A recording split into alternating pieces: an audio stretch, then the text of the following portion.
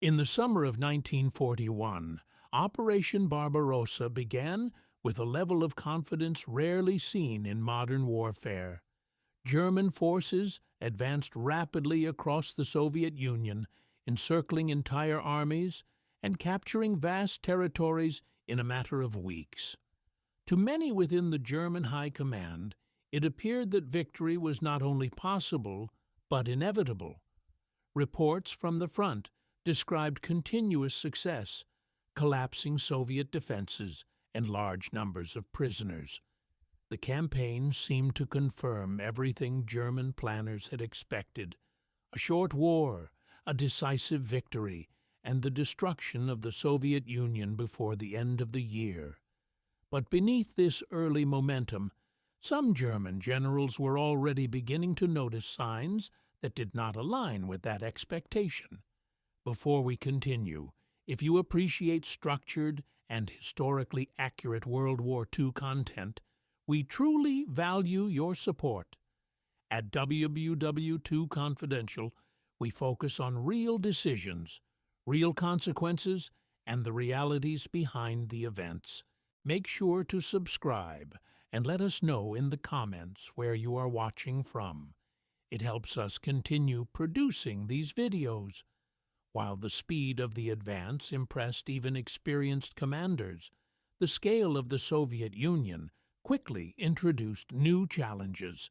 Distances were far greater than anticipated, and supply lines began to stretch beyond reliable limits. Fuel, ammunition, and spare parts had to travel hundreds of kilometers over damaged infrastructure. Rail systems had to be converted, roads were often poor, and maintenance became increasingly difficult. These were not immediate problems, but they were growing. Some generals began to question whether the assumptions behind Barbarossa had been too optimistic. The Soviet Union did not collapse after the initial blows. Instead, new units continued to appear, replacing those that had been destroyed or captured. This raised concerns about the actual size and capacity of Soviet forces.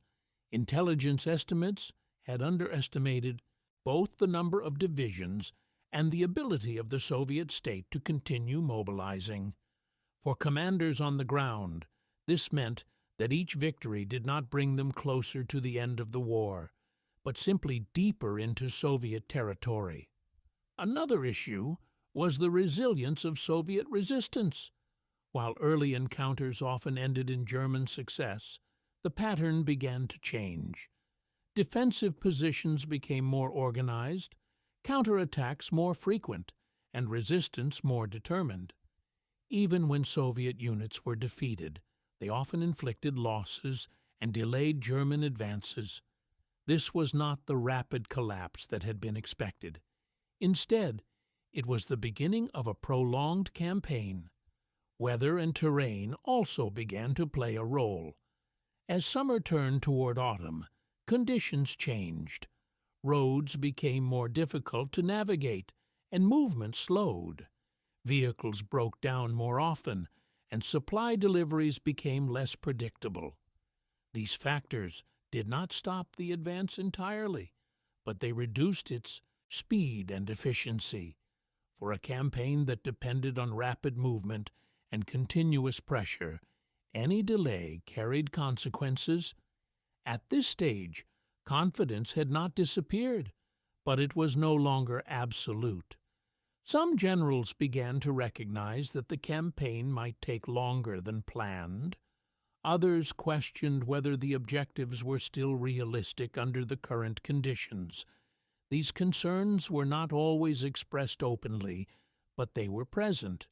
And as the campaign continued, these early doubts would grow, shaped by new challenges, unexpected resistance, and decisions that would begin to change the course of the entire operation. As the summer of 1941 progressed, the initial momentum of Operation Barbarossa began to slow, not suddenly, but gradually. German forces were still advancing, still winning battles, and still capturing territory. On the surface, the campaign appeared successful, but for many generals at the front, the situation was becoming more complicated with each passing week. The pace that had defined the early phase of the invasion was becoming harder to maintain, and the reasons behind that slowdown were becoming increasingly difficult to ignore. One of the most immediate concerns was logistics. The deeper German forces pushed into Soviet territory, the more stretched their supply lines became. Fuel shortages began to appear more frequently, limiting the movement of armored units that had been central to early successes. Ammunition deliveries were delayed, and spare parts for vehicles became harder to obtain. Maintenance crews struggled to keep equipment operational under constant use and difficult conditions. What had once been a fast-moving and coordinated advance was now facing interruptions that affected both speed and effectiveness. At the same time, the German High Command began to face a strategic dilemma. The original plan for Barbarossa aimed to achieve a decisive victory through rapid encirclements and the destruction of Soviet forces in the West. However, as the campaign unfolded, it became clear that these objectives were not being achieved in the way that had been expected. While large numbers of Soviet troops had been captured, the Soviet Union continued to field new armies.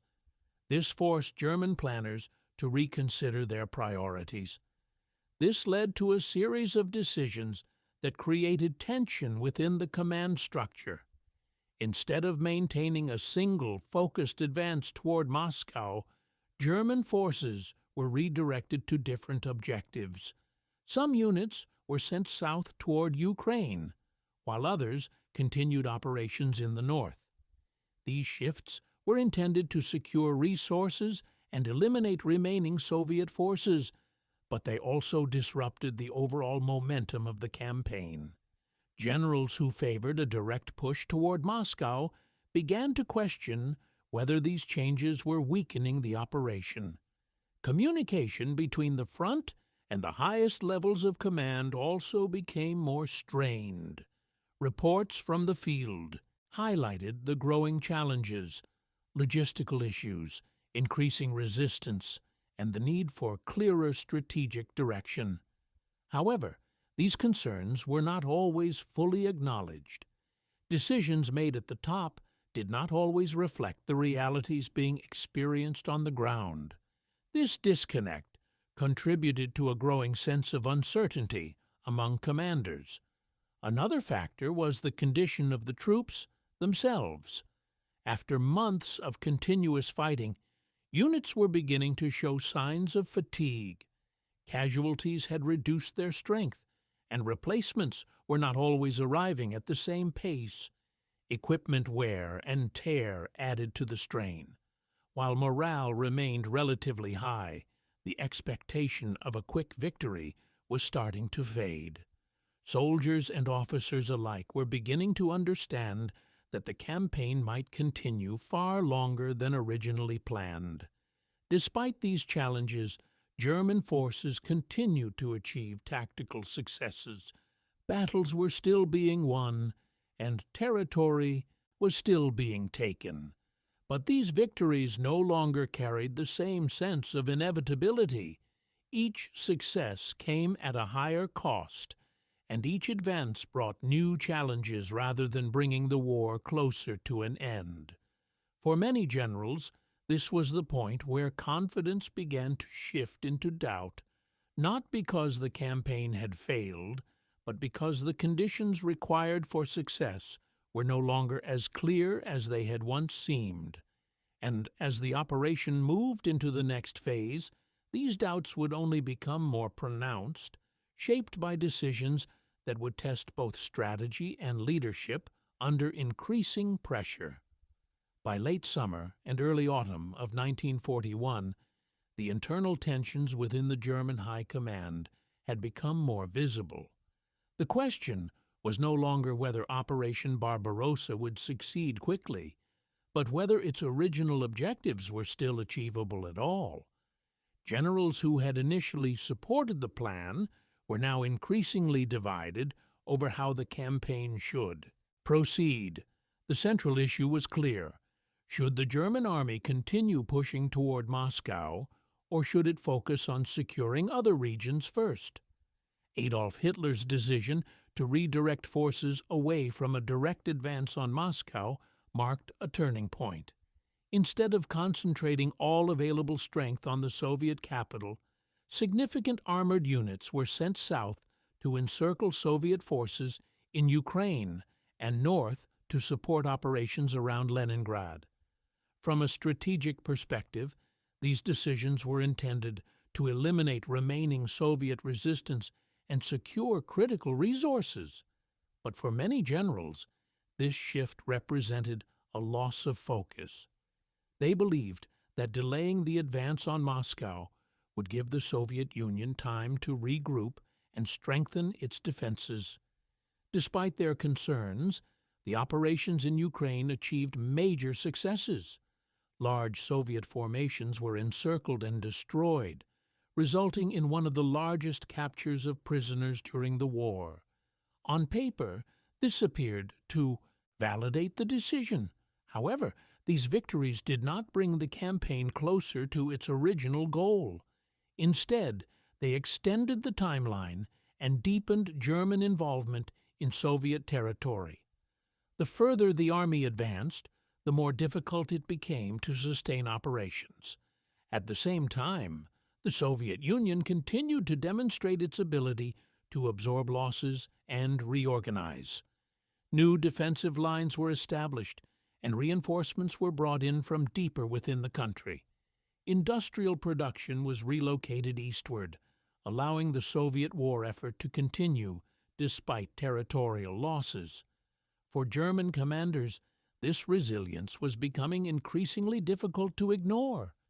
The expectation that the Soviet Union would collapse under initial pressure was proving to be incorrect. As autumn progressed, weather conditions began to worsen. The onset of rain turned roads into mud, slowing movement and complicating logistics even further. Vehicles struggled to move, supply deliveries became more irregular, and coordination between units became more difficult. These conditions affected all aspects of the campaign, reducing the effectiveness of operations that had once relied on speed and mobility. When the advance toward Moscow resumed later in the year, it was no longer the same operation that had begun in June. The delay had allowed Soviet forces to prepare defenses, reinforce positions, and organize countermeasures. German units, meanwhile, were operating with reduced strength, stretched supply lines, and equipment that had endured months of continuous use. The balance that had once favored rapid offensive action was beginning to shift. Within the German command structure, confidence continued to decline.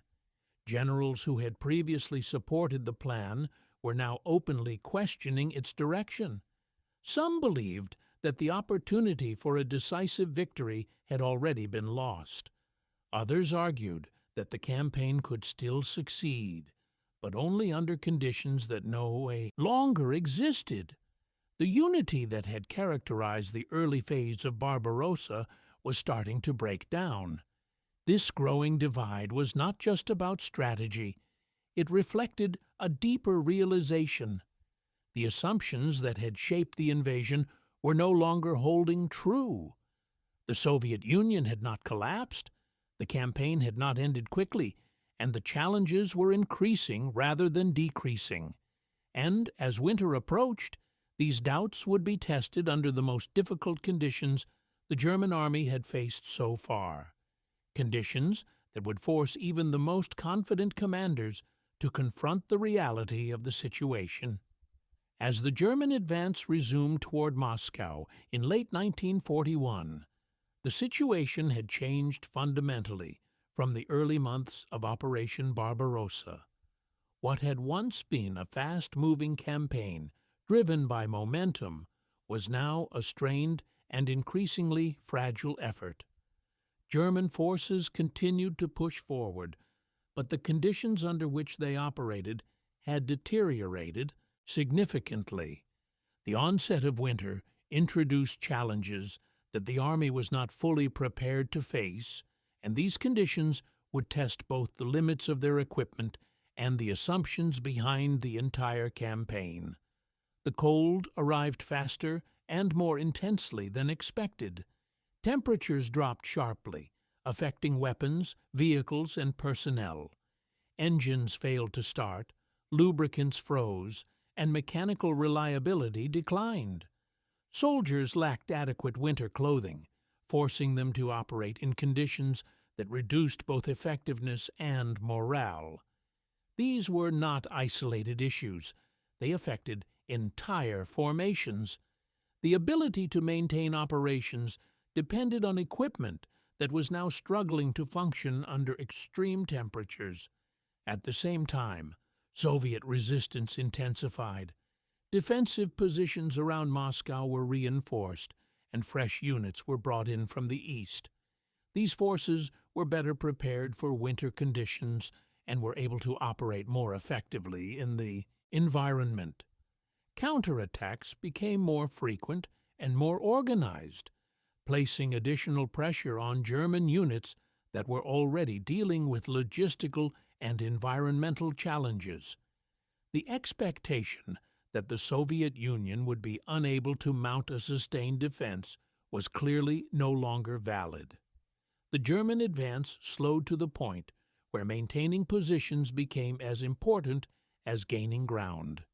Units that had previously focused on rapid movement were now forced into defensive roles, holding territory under increasingly difficult conditions. Supply shortages worsened as transportation systems struggled to keep up with demand. Fuel, ammunition, and food became harder to deliver, further limiting operational capability. The longer the campaign continued, the more these shortages affected overall effectiveness. Within the German High Command, the impact of these developments became impossible to ignore. Reports from the front described a situation that was far removed from the original expectations of a quick and decisive victory.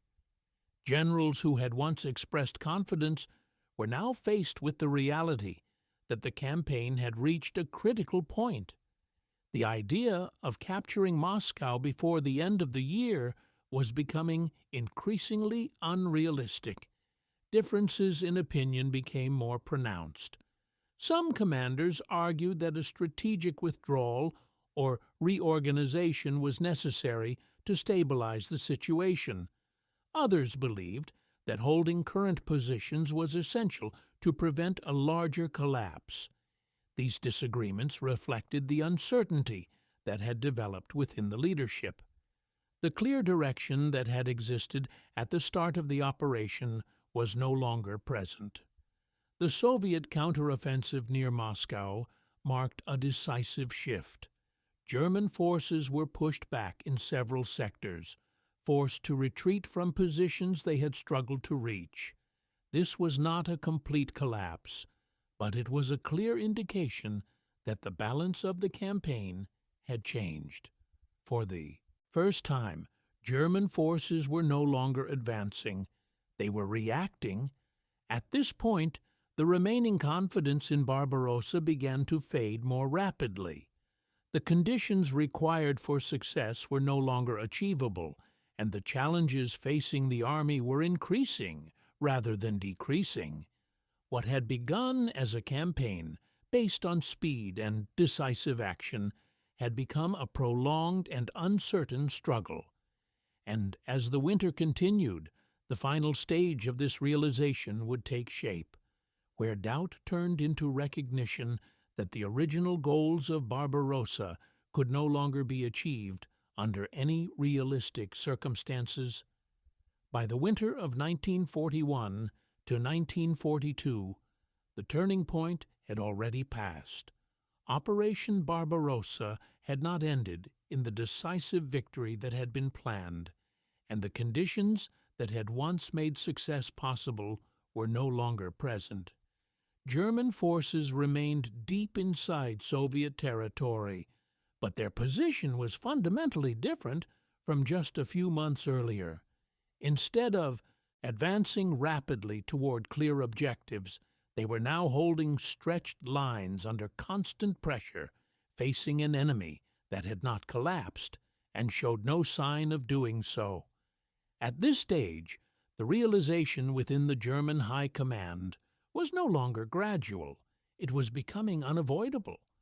The Soviet Union had demonstrated that it could replace losses, reorganize its forces, and continue fighting despite the scale of the invasion. Industrial production had been relocated, new armies had been formed, and defensive operations had stabilized the front. The assumption that the Soviet state would break under initial pressure had proven to be incorrect. For many generals, this marked the point where confidence in the overall strategy gave way to a more difficult conclusion. The consequences of this shift were significant. What had been planned as a short campaign had now become a prolonged war of attrition. German forces were not equipped for this type of conflict on such a scale. Logistics, manpower, and industrial capacity were now becoming limiting factors. Each additional month of fighting increased the strain on the army, while the Soviet Union, despite its losses, continued to adapt and strengthen its position. At the same time, the relationship between military leadership and political direction became more strained. Decisions at the highest level did not always reflect the realities reported from the front. Some generals began to express their concerns more openly, questioning whether the objectives set at the beginning of the campaign were still achievable. Others focused on maintaining stability and preventing further setbacks. But across the command structure, the original sense of certainty had been replaced by a more cautious and uncertain outlook. The failure to achieve a decisive victory in 1941 also had long-term implications.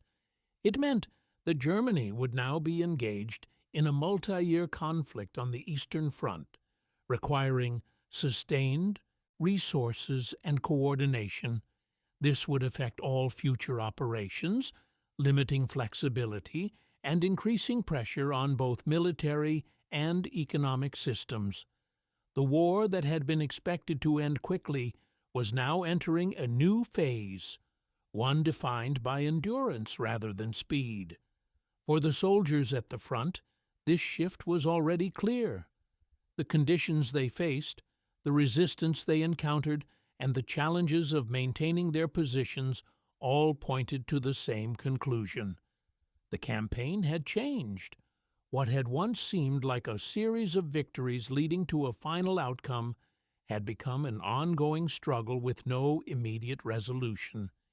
In the end, the moment when German generals began losing faith in Barbarossa was not defined by a single event. It was a process, shaped by logistical strain, unexpected resistance, strategic disagreements, and the harsh realities of the Eastern Front. And by the time that realization fully took hold, the opportunity for a quick and decisive victory had already passed, setting the stage for a much longer and far more difficult war than anyone in the German High Command had originally expected.